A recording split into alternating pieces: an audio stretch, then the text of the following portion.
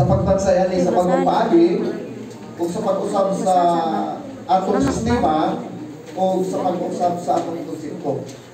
Yung pa sa itong igsoon, dili sayon ang pag-push ani. Amen?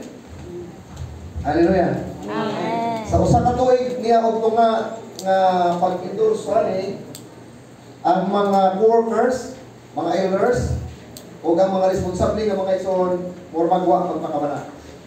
So salamat sa Ginoo tungod sa luwan. Amen. Ngayang gibati o ipakita sa Ginoo niya angkod nga napurso nila mga igsoon. 1984 isugda nila ang pagbansay sa bagong paagi, pag-usab sa sistema o pag-usab sa konsepto sa mga igsoon.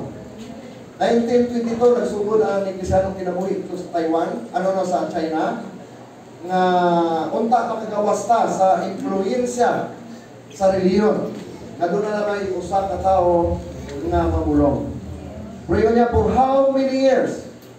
From 1922 to 1956, still ang mga igsoon wa gihapon makagawas sa mga sistema o sa mga konsepto. Amen. So giluwanan siya, isang to, nag-anto na siya 1961 sa US, giluwanan siya, nagikinanglan niya, kini nga sistema, may mong mausap, o ang atong mga konsepto nga naukit na sa itong tibok pagkatao, kinanglan mausapin.